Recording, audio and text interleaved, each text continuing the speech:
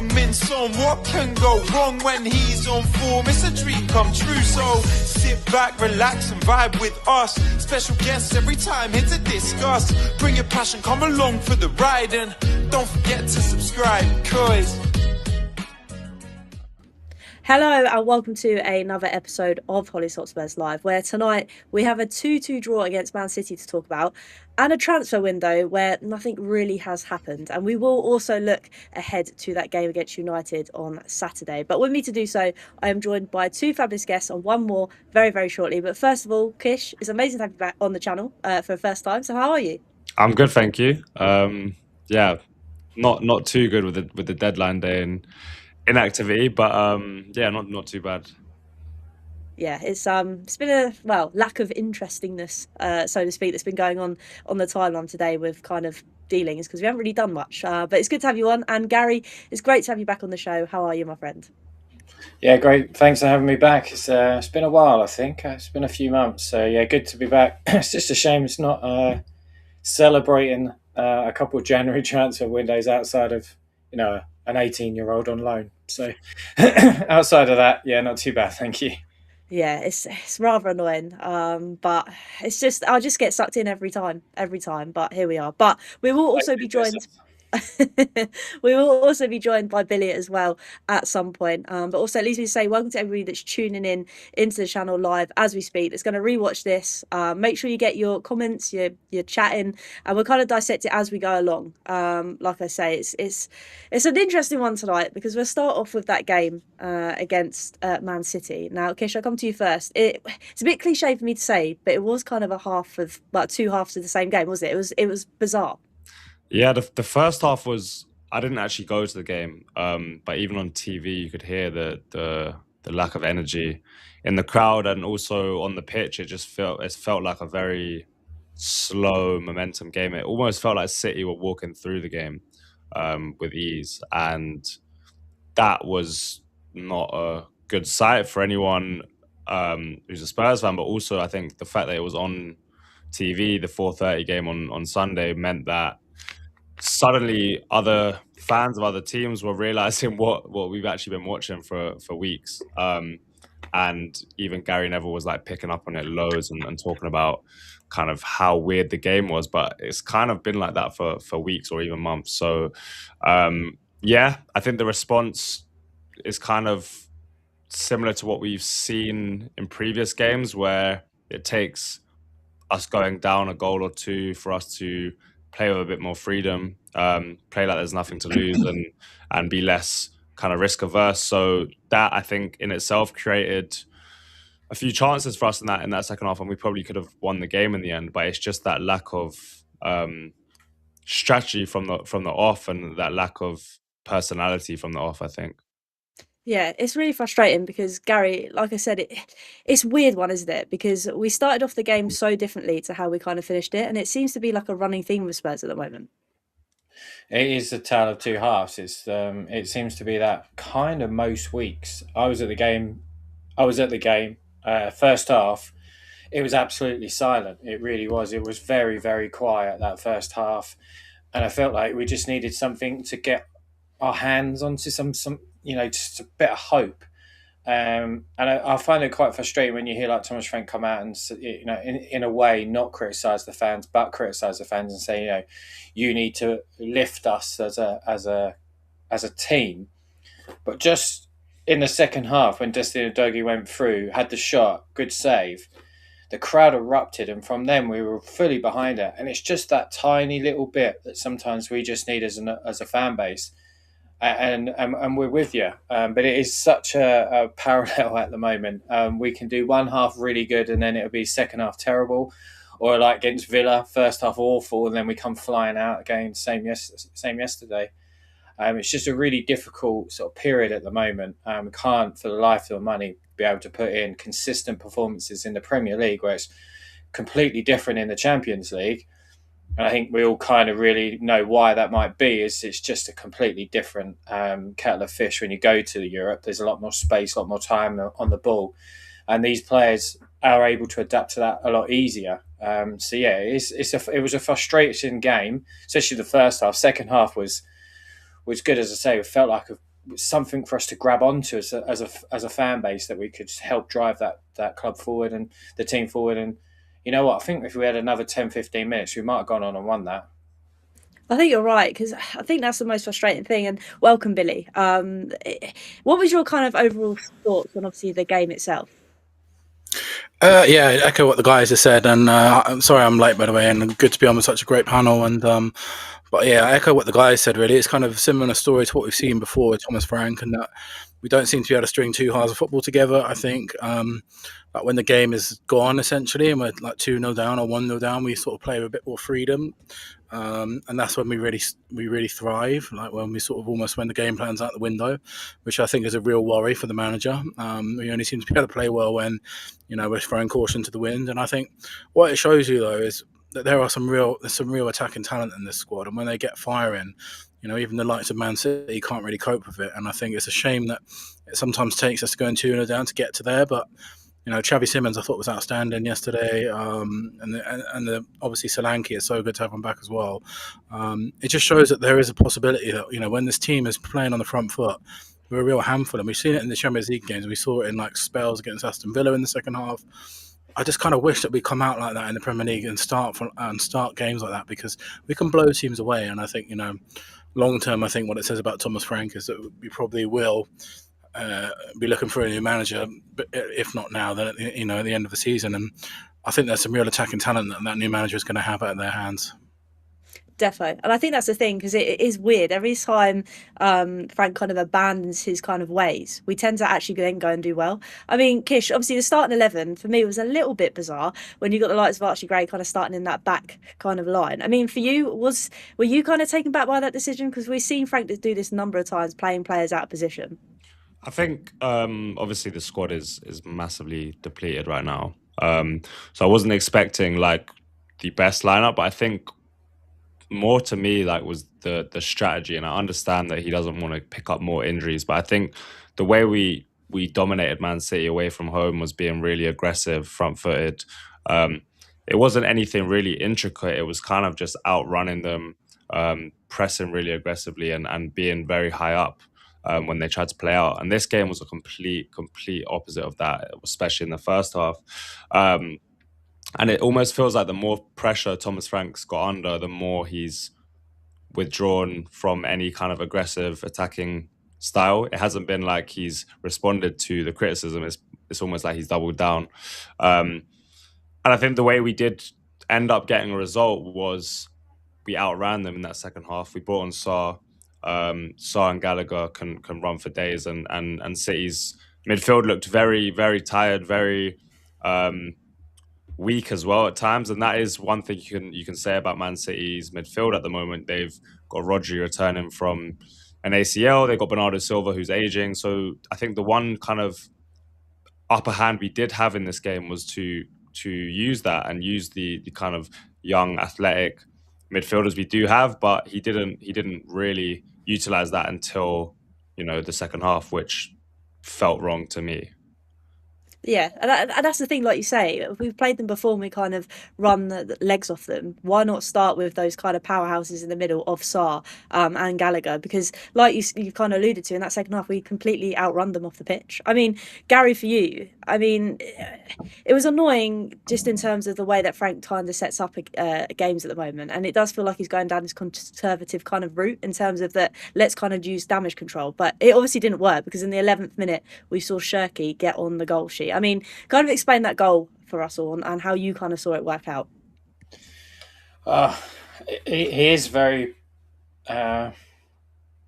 he's very cautious in a lot of things that he does, and unfortunately, within football and sport, sometimes you have to play with a bit of passion, with a bit of take the handbrake off, and especially when we're up against someone like Man City. Goal wise, I think both goals were quite poor. As I said before, we just didn't start in that first half at all. I don't think that we really got going. We didn't look like we were going to get going. We went with the back three again, which worked for us in Europe, but hasn't necessarily worked for us in the Premier League. So he's still struggling to get those results and performances out of the players. Obviously, like Kish says, it's a very depleted squad. But yeah, goals wise, it's difficult to aim blame on Dragusin since his first start in 12 months nearly. But he should be closing down quicker. But Rianchek is a fantastic footballer. Took it well. Maybe Vicario could have done better if I'm being really picky. But they're just a very, very good team when they get going. And again, like what Kish was saying, when you go kind of toe to toe with them, they don't like it. And there's a really good saying, hard work beats talent when talent doesn't work hard enough. And I don't think they worked hard enough. I think they got into that 2-0, and obviously you'll probably come on to the second goal, but they got into 2-0 towards half time, and I think they just came out and thought, yeah, we're going to stroll this. And full credit, our players didn't back down and they outworked them. And sometimes we need that. We need to outwork teams.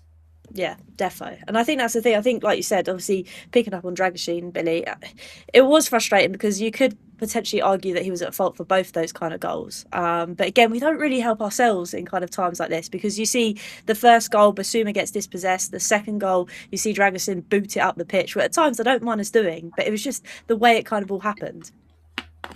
Yeah, and again, that kind of speaks to how we've been playing lately as well. There's been a lot of defensive errors. We're not really a defensively solid side, and when we bought Thomas Frank in, I was hoping that the minimum that we would be is a defensively solid side, and because that was what he was supposed to bring in with us, but it's just not something that we've really seen. And I understand Dragusin, to be fair. It's his first game for over 300 days, and he did. I think he improved in the second half. So I think when the squad is down to the bare bones, you're going to get situations like that, and you're playing against like the best attacking side. One of the best strikers the game has ever seen, and people like Ryan Chirk and Semenyo can have anyone on their day. But I do feel a bit for Dragusin on that part, but I just think under Frank we haven't really been massively defensively solid, which is something that I thought that he would at least bring.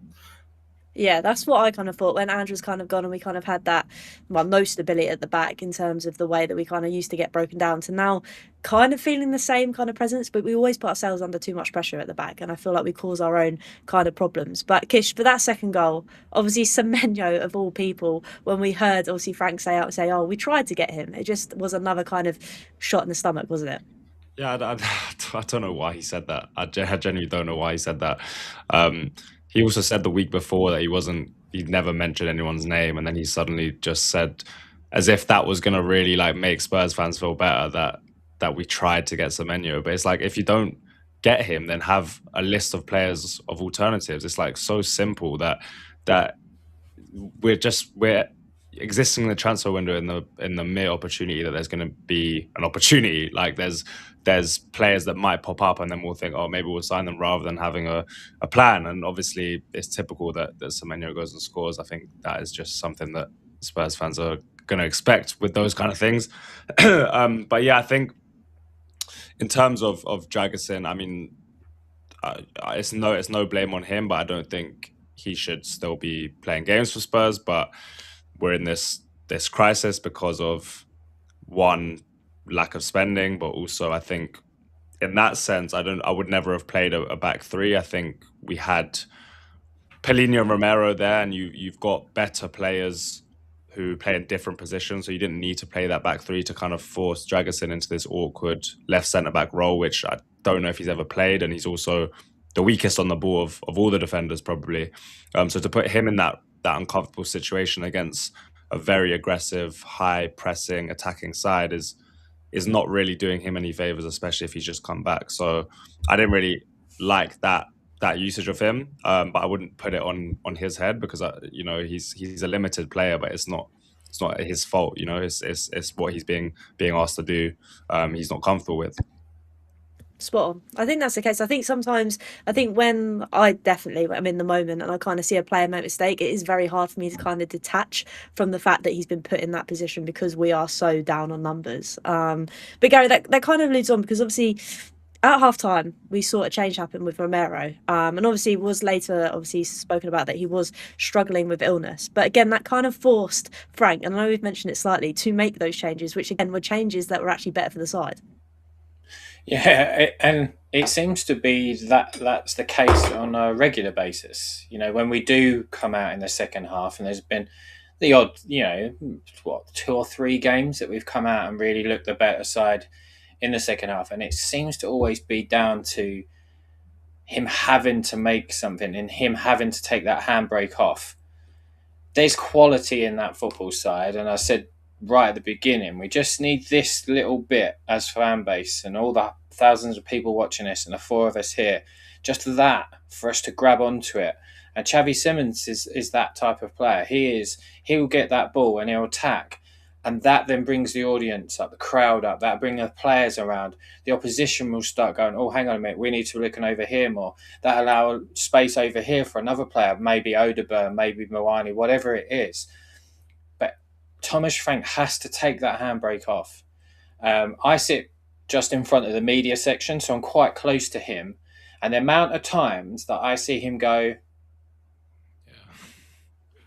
it drives me absolutely nuts. We're on the up in some senses, and he's like this. No, that's not. It just, for me, I and I've said this so many times. I like him. I don't have anything bad to say about him as a person or the way he conducts himself. I just don't think he gets what it's to be to go to the next level. And I know that we're not there now. We have been for many, many, many years at the moment. There's a whole other reason why that is. But I don't think he's quite understood that jump up in sort of level between where Brentford are, where we can do this, to no. And there's a great clip of Ange effing and blinding at players saying, get the ball forward, pass forward, pass forward.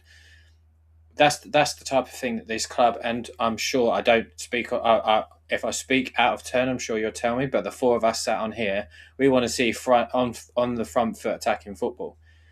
And when he unleashes that handbrake, we've got the players and they've got the mentality to go and do it. I mean, look at Conor Gallagher for the second goal, just an absolute workhorse. Xavi Simons, I thought, was outstanding.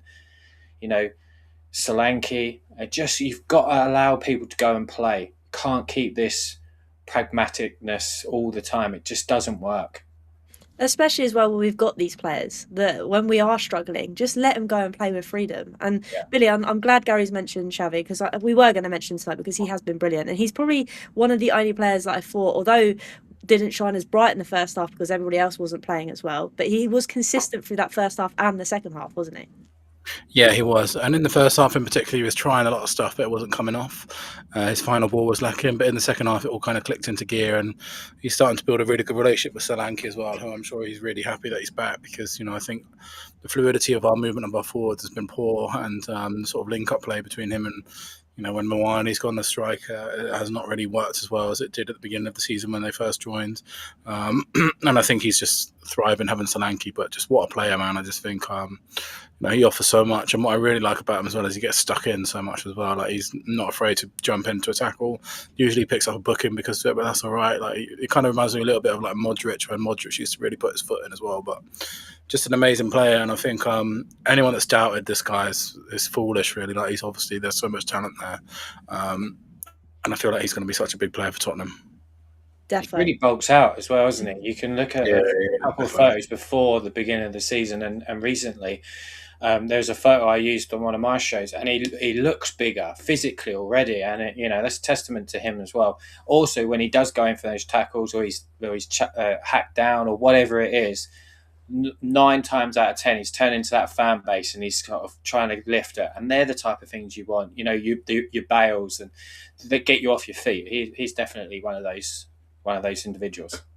Definitely. And I think that's the thing as well. We're kind of missing that. So when Kishy does have those runs, or he does find that little intricate pass that we've been missing that goes forward, it just is a breath of fresh air.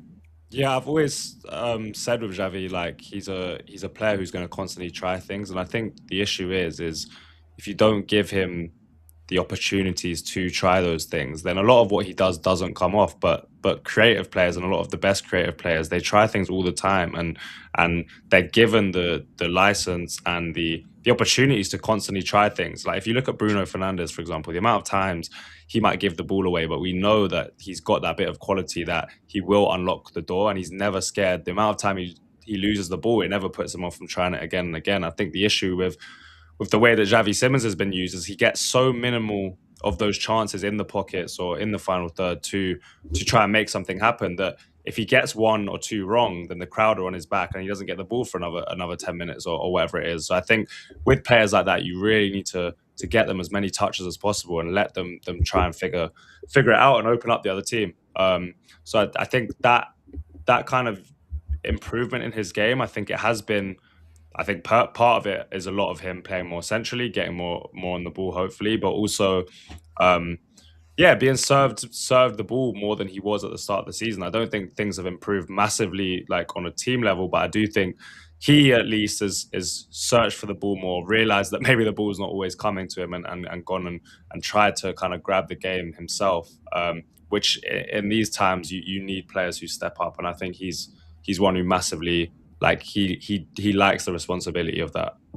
You can see he's definitely got that mentality as well. There's lots of people kind of writing him off at the start of the season, and we're so bad as fans to do that because we just want that injection straight away. But I'm glad that he's finally finding his feet. And like you said earlier, Gary, obviously he did kind of set up a doggy for that first kind of chance, and that was when the crowd really got off their feet. But as the game progressed, obviously we saw that goal go in from Solanke. I'm so glad that he got that, obviously, first goal. We'll get onto his second goal in a minute, but that first goal is a real kind of boost for the team at that kind of point in time.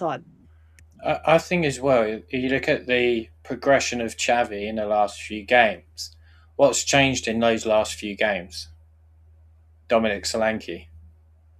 Because he's not had anybody to... The amount of times I've seen him put a pass through, and you can see it in his face because he's very facial.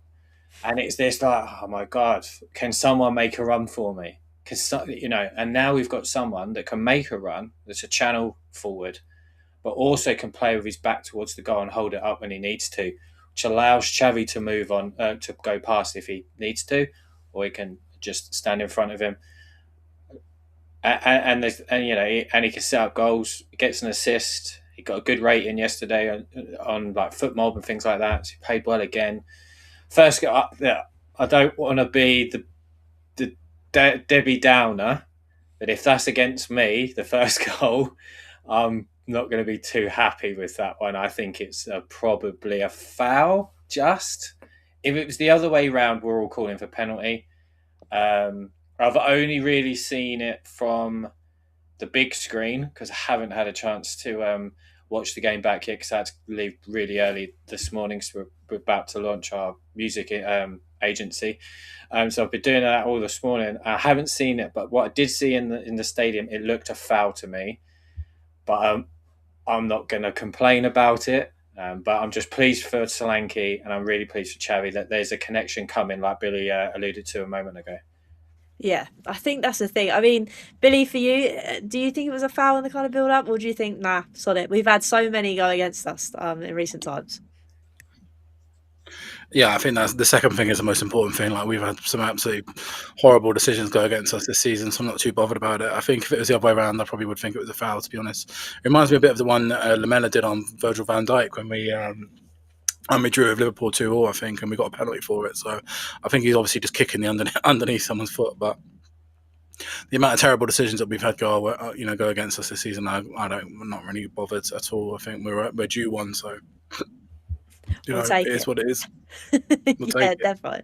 We'll take it. I mean, for you, Billy, how pleased are you with Solanke? Oh, it's just so good to have him back, to be honest. Like, he is such a presence up there. I think, I think we've missed him terribly in the last few games in the season in general. He's such an intelligent striker. I think I kind of forgot, because we haven't seen him for so long, how much stuff he does off the ball and his intelligent runs and movement and stuff like that. It's good hold-up play. He also seems to be like he's almost like he's picked up some pace in the time that he's been off as well. He's making some line-breaking runs as well. Yeah, just really, really good to have him back. And that's 4 goals in his last 2 starts, and then 2 sub-appearances in the Champions League. So, yeah, it's going really well. You have to admit. Yeah, we've definitely needed that. We've needed a striker up front that knows where the goal kind of is. I mean, for you, Kish, obviously that second goal, I'm still rewatching it over and over again. It's ridiculous. Yeah, I mean, that's like just all off instinct. Like, ball's behind him. He hasn't really had to think about it, and he's just tried to flick it over his head, which is obviously come off really, really impressively, especially like against such a massive keeper. I think for it to like flick over into the side netting is quality. I think Gallagher for that goal is basically him as a player. I think that's the type of situations where I think he can be really useful. I think in games that are stretched, the games that have become a bit end to end, and he can like nip in ahead of people, and his running power and stuff like that is really, really good. I think in games maybe where they're a bit tighter and we have a lot more of the ball, I think he's maybe not as effective. But in those sort of more transitional games, I think, well, both him and Sarr were brilliant. I thought Sarr really changed the game when he came on. And I think in those big games, Sarr is always vital. I think in games maybe where we're expected to have more of the ball and dominate the game more, maybe Sarr isn't always the right choice. But I think Sarr in big games, he always shows up. The Man City away game this season, I think he was probably the best player on the pitch as well. So I think those two in those sorts of end-to-end high energy games are really key. 100%. It's just nice to kind of see little glimpses of thing clicking. I'll just hope that kind of then sustains a bit longer as we got more players coming back. Now, Billy, I know you need to shoot. So before you do, obviously we had the walkout protest at the weekend. I know it didn't quite go to plan, but that kind of initiates what the whole sense of the movement was, isn't it? It's just backing the team and not the regime. Before you go, I just wanted you to kind of say what your kind of thoughts and feelings are and what it all kind of meant. Yeah, so it's a really interesting one because I think obviously I don't think the walkout was successful. I think we've learned from that I think every day, to be honest, that fans just want to support the team and would never take anyone's right away from that. So what we need to kind of do is we will reflect and learn on it and how we can make an impact inside the stadium. I think obviously today's transfer window shows that we were right to try and do something because this board have already showed themselves that Thomas Frank is another manager that's going to go end the transfer. I mean, he literally said on Friday that the squad is weaker than it is at the beginning, so that's completely unacceptable. And what we need to try and do moving forward is think about ways we can impact inside the stadium. We need to try and diversity our marketing as well, so that more match-going fans are on board with the message. But we're definitely not going anywhere, that's for sure. We are going to look at maybe things like delayed entry or a sit-in. I think what we have learned though from this is that it's difficult to get fans to walk outside of the stadium in the match. And what we don't want fans to be doing, say for example, if we lost 4-0 and the walkout would have got loads more people, that's not really effective either, because people are probably just walking out because we're losing rather than they're against the board. So definitely a learning point for us, but we're not going anywhere. We will be back. As already, I'm sure you guys are aware, that there's loads of anger as soon as that transfer window closed. And I think it'll be interesting to see what happens in this really difficult run of games, because unless we start picking up some wins from somewhere, if Man United, Newcastle, Arsenal, if we don't win in any of those 3 games, which could feasibly happen, then that'll be near the end of February with no wins in the Premier League in 2026. So, so interesting periods, but definitely a learning point for us. And really, can I ask what the pros and cons of a sit-in after the game are? Like, have you just I saw someone suggest it? I was just intrigued by the thoughts about that. I think the biggest pro of a sit-in is you can get as many people as you want in the same area, which is obviously only possible because all the seats are empty, if you know what I mean. So that's the only, because what we're basically trying to do is trying to concentrate people in the stadium. The problem that we have is so many people are scattered around the stadium that it's difficult to make some kind of noise with everyone. Some people in the north stand, some people in the west stand, some people south upper, south people lower. The advantage of a sit-in is because the stadium's empty, you can all concentrate in the same area. I think what could be really effective is a delayed entry as well. But the problem is with the Tottenham Hotspur Stadium, it's so big and there's so many people in there that unless you get like thousands to do it, then these things can't be effective. So we're going to try, we're going to see, we're going to go away and we're going to have a think. But what we basically need to do is keep banging the drum that these owners are not, at the moment, they're not providing the football team with enough investment, and until that changes, then we're not going anywhere. No, thank you, Billy. I just wanted to address it because obviously there's been lots of talk about it, and I know it's really hard, like you said, to try and get something where we can all unite together. And like you said, it's a learning curve because we've got to try these things, otherwise things aren't going to go ahead. What's definitely true now is that I think these owners have already shown themselves with this transfer window, so I think it's a big opportunity now to move forward and sort of facilitate that anger that everyone's feeling at the moment, because I have a feeling personally that it's not going to get much better with the results that are going to be coming up in this month. Yeah. We have made a signing. It's just been announced. It's for our academy again, though. Unfortunately, Joel Vidal Philippe has joined from Chelsea. So that's the second signing today, again for our academy. Oh That's dear. great. That's just been announced. And there we have it. But Yeah. no, Billy, it's been great to have you on. Like I say, thank you for No, guys, jumping and on. I'll see you again soon, I'm sure, everyone. No, cheers. Thank you very much, Billy. So yeah, back to obviously the game itself. I mean, obviously Solanke's goal was brilliant. Has there ever been 2 Puskas nomination award goals or nominees in the space of 2 weeks from the same player? Because his goal against Dortmund was clearly a nomination as well, and then yesterday was clearly one. I just wonder if there's ever been a player that's had 2 nominations in the same season. I'm sure there is, Yeah, probably not as good as I'm sure Messi's done it. Yeah, it's good though, because I was speaking about when Solanke was fit before his last injury, saying that I think he needs to score more like ugly goals. I think sometimes his goals were always a bit too clean in terms of that's all well and good, but the best strikers score like all times. They've got all types of goals and are able to kind of get it over the line. We've seen Richarlison, like, although his all-round play has been pretty poor this season, like he's been able to score quite a lot of goals. And I think if you combine some of that into Solanke's game, then you get more output from him, because I think the concern with him is not ever his all-round play. I think everyone will say his all-round play is really, really good. It's just the output that I think people worry about in terms of how many goals can he put up per season. He's becoming a bit of a leader as well, isn't he? You see that when he came on, especially in the first game back, it was like a presence. Yeah. Like when he came on, everybody, I felt like the players sort of thought, "Oh, here we go." Yeah, and I We're think back in this now. having someone who leads from the front is really, really important as well, because when you're under pressure in a game and you actually know that if you do play long to Solanke's feet or put it into the channels, he's going to relieve that pressure, because he's so strong, so intelligent with how he protects the ball. So that, I think, is massive in terms of a team that's not confident. Having someone who's a presence up front who can relieve that pressure is huge. It's even having a focal point as well, because there's so many crosses we see coming to the box. We never really have that person there, but now Solanke's back, we've kind of got that a bit more.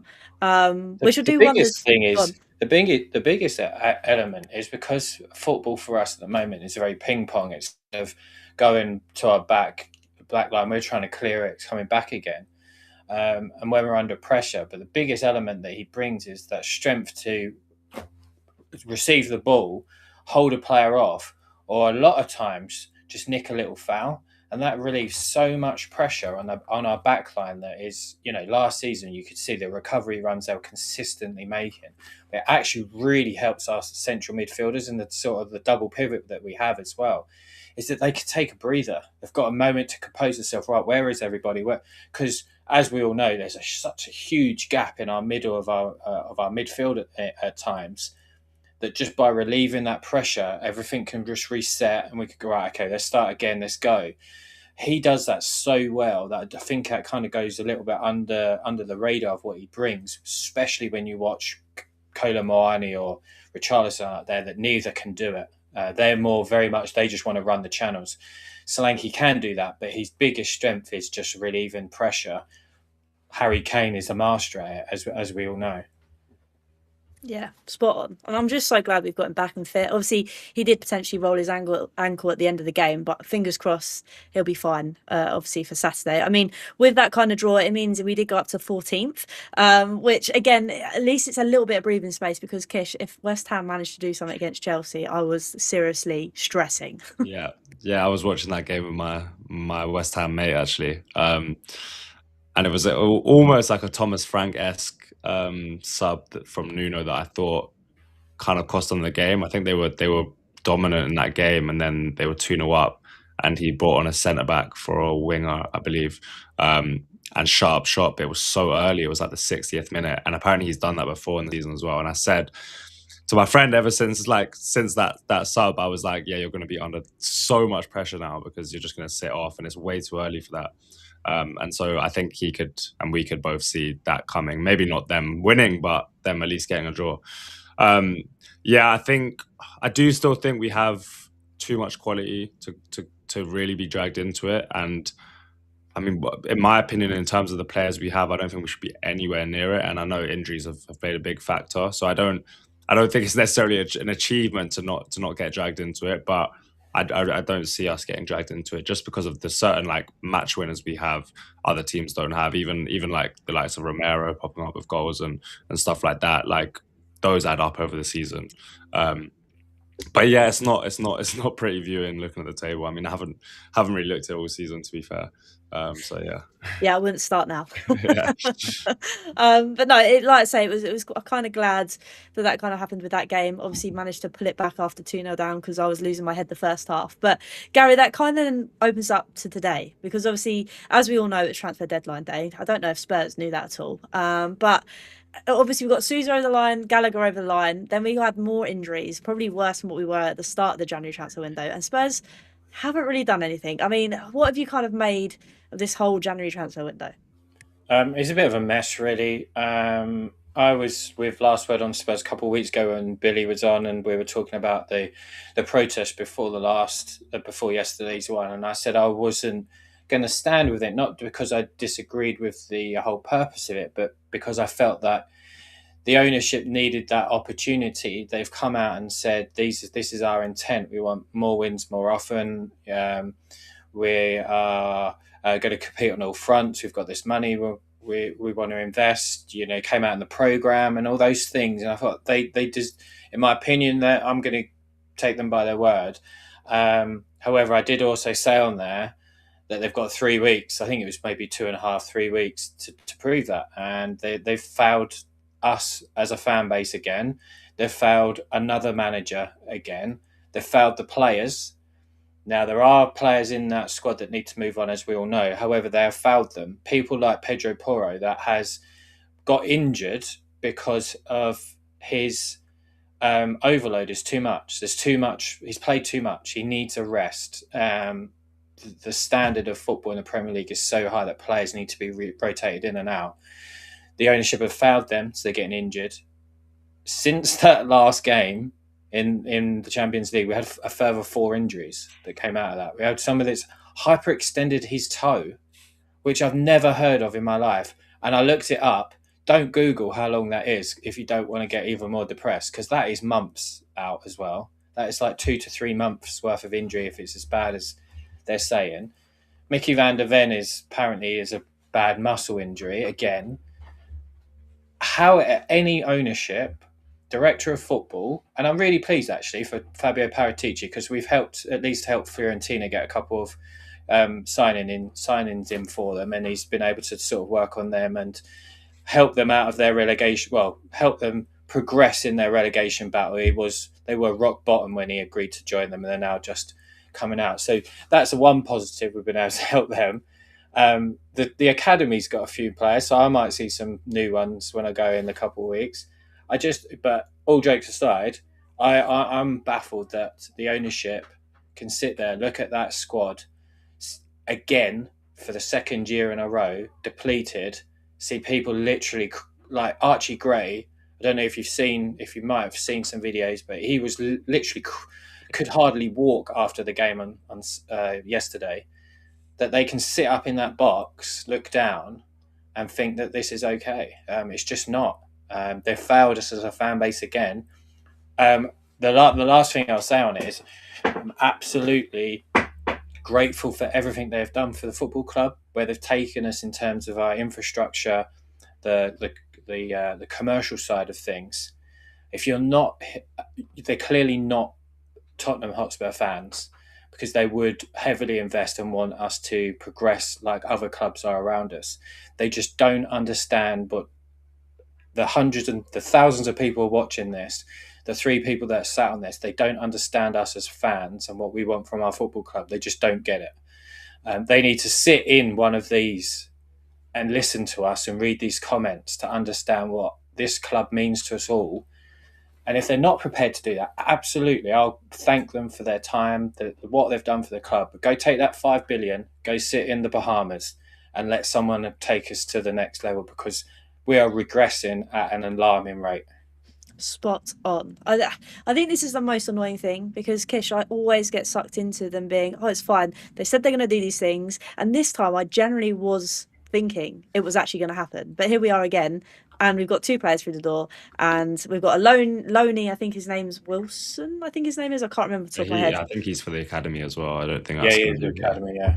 And again, it's just, it's so frustrating. I just don't even understand it from their business head point of view either. I just think we're depreciating as a valuable football club to buy, so the value's going down with the club. The stadium is probably not going to be as full. So all these things that also impact them, even if they were just looking at it financially, is baffling. I think everyone, even the clubs around us, are spending because they're in fear of where their season's going. West Ham, I think, brought in 2 players on maybe the first day of the window, or at least the first week of the window. And I know we don't really want to be going for the same players that they do, but it's all relative, right? We can still attract good players because of the money we can pay, because of the stadium, because of the training ground, because of the fact we won the Europa League. Though these things do make a difference when players join, despite the fact we are not a great team this season. So I really, really don't understand it. No one's asking for them to spend 250 million in January, but the fact we haven't, as Romero just made a statement. Yeah, I'll read it to you. He said, read it out. Go on. Great effort from all my teammates yesterday. They were incredible. I wanted to be available to help them, even though I wasn't feeling well, especially since we only had 11 available players. Unbelievable, but true and disgraceful. We'll keep showing up, taking responsibility to turn this around, working hard and stand together. That's all that's left. All that's left is to thank you for being here, always supporting us, the fans. Flipping out. Oh dear. Such a mess. See, this stuff like I just can't. The captain of our football club. I just can't see. This is stuff that happens at Sunday league level or National League level. It's not a Premier League football club where the captain's turning against the owner and those kind of things. I think it's insanity.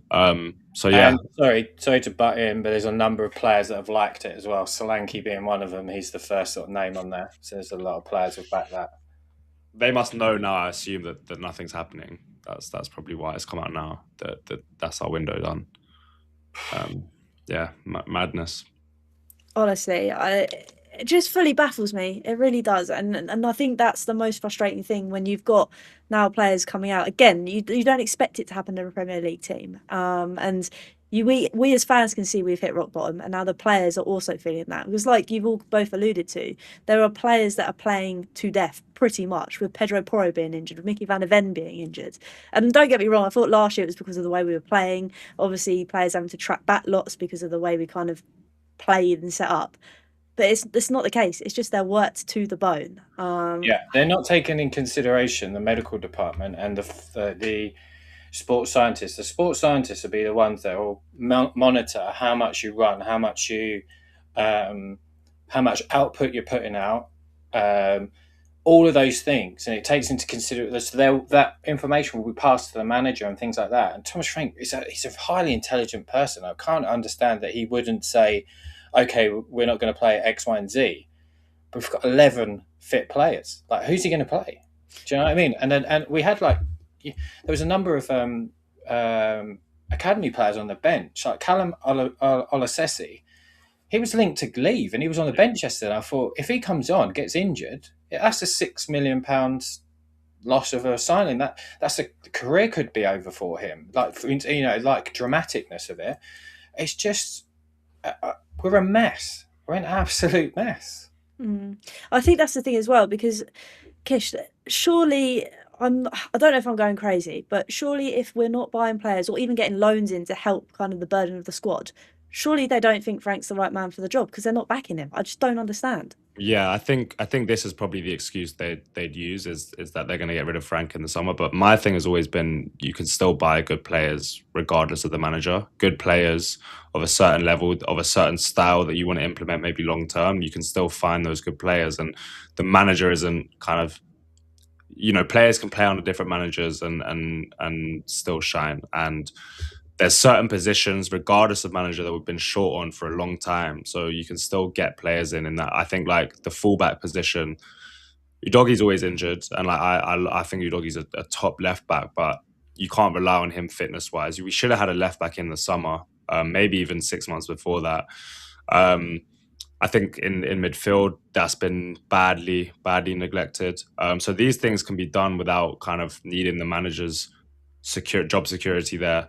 In terms of, I think the academy has to be used now. It has to be used. There's no two ways about it, because these injuries stack up. The more worked these players are, the fact that they now hardly have any rotation options means that these players are going to have to play 90 all the time. So you have to use some of the academy players. And I think, as much as this is a negative thing, I think sometimes that can be the making of certain players and their careers. You've seen certain top players break through due to an injury crisis. I think Harry Kane might have been one of them, or he at least was rotated in because Soldado or Adebayor or someone wasn't performing.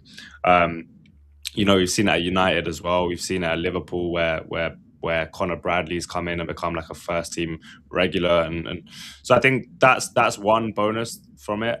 If they're actually relied upon, I think Byfield will get more minutes, and he looks like a top player. So that's a positive. But I just can't see how the club are.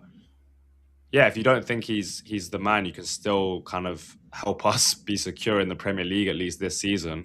If this was a Chelsea or a Liverpool or a Man City, there's no way they go January without signing players, even if they have to overpay. And City did that last window. They bought Marmoush for like 8 million or something like that. So yeah, I think it's typical of the Spurs ownership.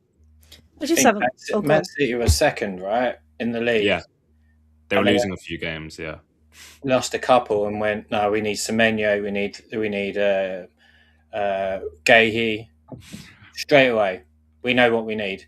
Hang on a minute, we've got Marmoush, we've got Savinio, we've got Foden, we need them.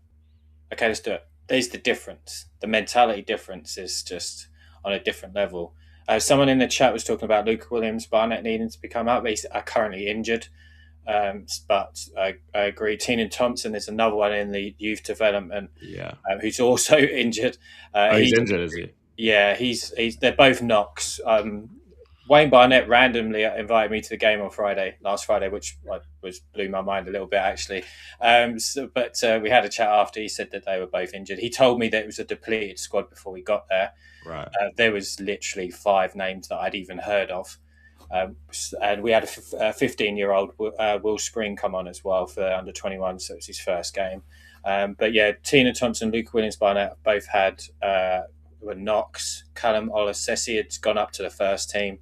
Mason King had just come back from a long knee injury. He'd played a couple of games but hadn't played. But there are a number of players in our academy that are going to be needed. We are painfully thin, and as our captain of our football club has just alluded to, it's a disgrace.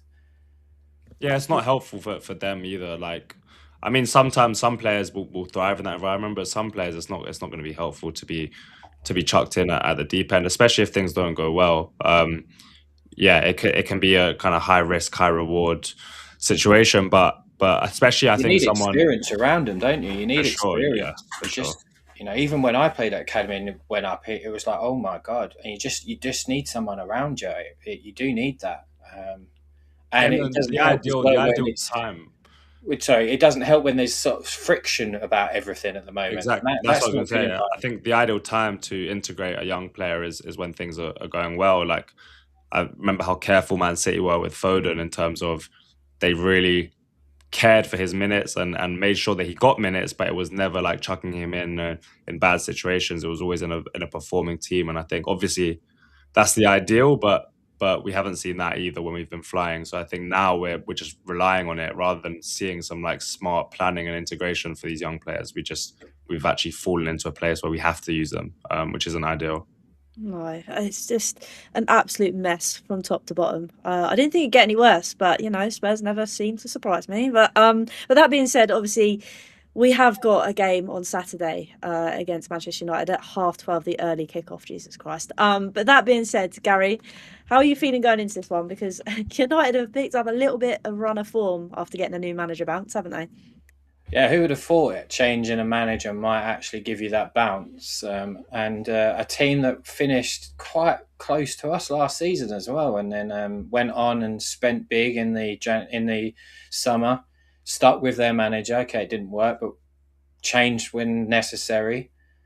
Have gone for quite a young upcoming manager. In all fairness to Michael Carrick, and yeah, he's done really well. Maybe that bloke's going to get his hair cut if he beats us, and then West Ham. So we might not need to see that every week now when we open Twitter.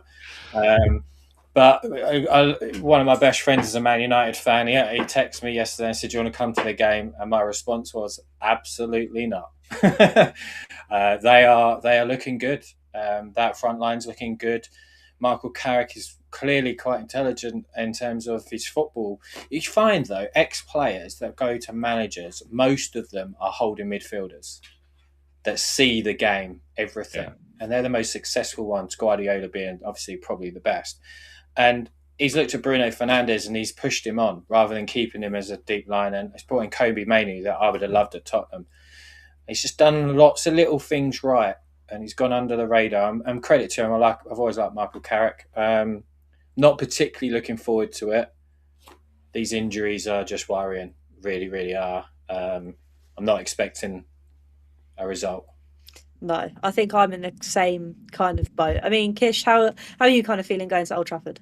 Yeah, I think it's a really interesting one because you'd expect either the board to make a decision on the manager or make a decision on the manager. So either you back him and you give him some numbers and say we're sticking with him, or you bite the bullet early like Man United did and you hope for a new manager bounce. Loads of teams do this every season when they're underperforming. You know, they gamble on the fact that this manager, like the players are not responding to them or players are not performing under him.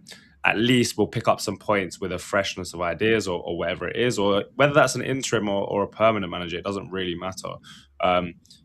Spurs board just seems to have frozen. So I don't know what thinking is there, but United have obviously got this freshness. I think just the simplicity of putting their best players in their best positions has been so good for them. I'd never understood why Bruno was playing so deep away from goal, because I think his best quality is his output he can bring. I think they're going to be a tough game. The issue is that the more our squad gets depleted, the more Frank is going to sit off teams because he won't want to press. He won't want to take those risks because it's more likely to, maybe cause more injury. So he's going to do a lot of that and probably play for set pieces. And it's so tiring to watch. I don't have positive feelings, even if like a result could be possible. I just think the performance is going to be really, really tough to watch. And will be for the foreseeable while this squad is so depleted and this manager is still here. So not the most positive answer I could give you, but yeah. I think you're on mute. Yeah. You think by now I'd be all right at doing this? But no, I was going to say, no, it's probably the best answer, the most realist answer, because we are in such a pickle at the moment. And that's the thing that's most frustrating is the fact we've had this transfer window right before we probably pick up the most hardest part of our season, especially with all these injuries, and we still haven't done anything about it. And I think that's the thing that's still winding me up. But like I say, it's going to be an interesting kind of game at the weekend. I'm not looking forward to it, but I do want to say a big thank you to both of you joining me tonight and Billy to kind of dissect that game, the transfer window, and then obviously that game at the weekend. So we'll go around the table and say our goodbyes. Kish, first of all, it's been amazing to have you on. Where can everybody find you doing your thing? Yeah, so Lily White Lab, YouTube, TikTok, Twitter, Instagram now.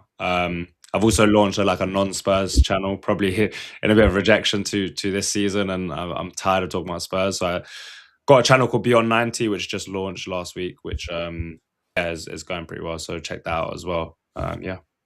Perfect. Thank you so much. And Gary, it's been amazing to have you on as well. Where can everybody find you doing your thing? Yeah, you can find me on Twitter at Gary R. Ward. Recently launched Project Spurs. We do post-match, some thoughts, TikToks, and some rants here and there, and I give my thoughts on the latest news and etc. And then I'm on loads of different podcasts. So if you want to come and chat Tottenham, come over to Twitter, and more than happy to have a proper debate with anyone. And everybody's opinion matters, and let's get into it. Let's talk Tottenham.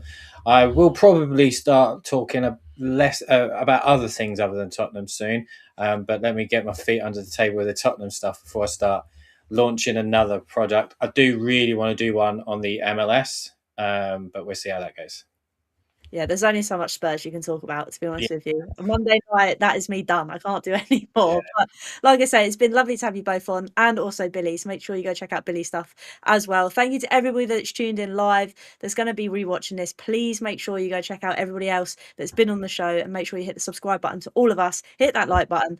And I guess until next time, come on, you Spurs.